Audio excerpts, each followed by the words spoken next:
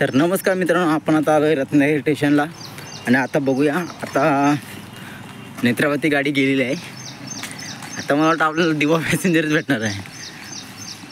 चालेल, आपण कुठली भेटेल ते जाऊ. दिवा पॅसेंजर भेटते, दिवा पॅसेंजरनं आपल्याला डोंबोलला जायला एक स्टेशन, 2 स्टेशन सॉरी. तर हा रत्नागिरी स्टेशन आहे.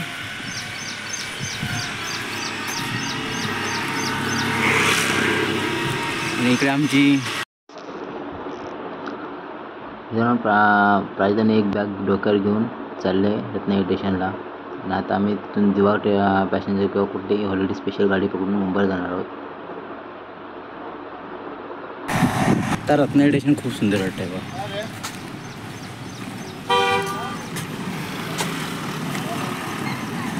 पहिल्यापेक्षा तर आता सुंदर बांधलं आहे बा.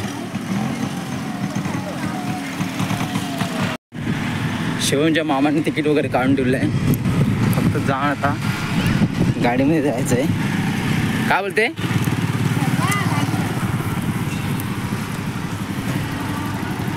जी गाडी भेटेल ती पकडायची.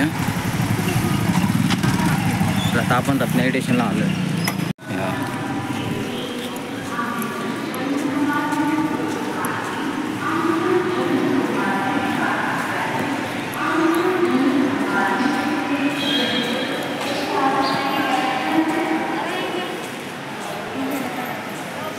बॅग दुकान आली.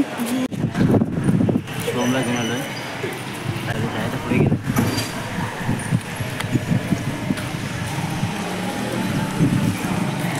रत्नागिरी स्टेशनला आल्यावर एअरपोर्ट सारखं जातं.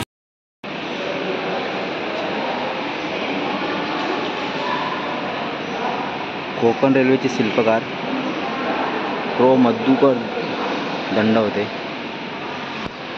स्टेशनला वरती तर गर्दी कमी आहे. आता आपण खाली जाऊन बघू गर्दी काय आहे. कारण का आज गर्दी कमीच असेल. अनंत चतुर्थी आहे. अनंत चतुर्थी दिवशी गर्दी कमी असू शकते. बघू आता.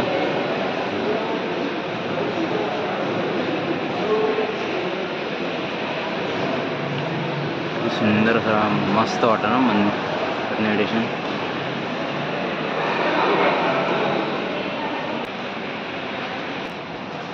आमचा शेठ शिवम, आमचा शेठ निघाला आहे.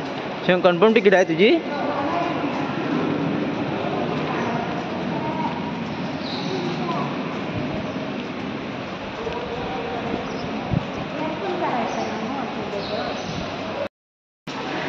एक एक पायरी सावकाश उतरत.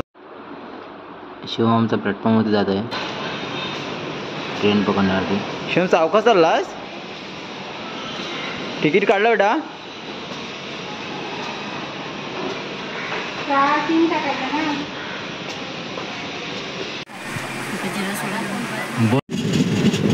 मस्तपैकी बसायला भेटलं आहे ट्रेनमध्ये.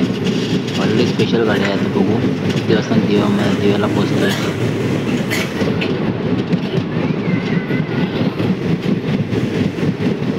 आज अनंत चतुर्थी असल्यामुळे गाडीला थोडी गर्दी कमीच होती. एरवी तर बसून उभं राहायला पण जागा नसते गाडी.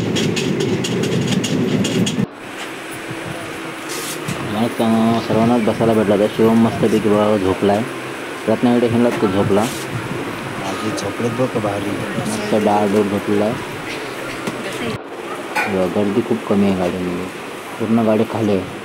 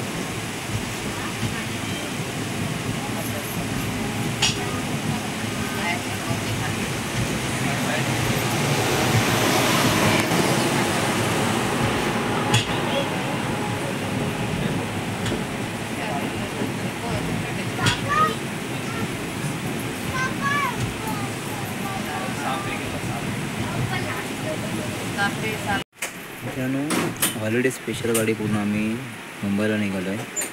गाडी पूर्ण खाली आहे, मस्त एक बसायला भेटलं.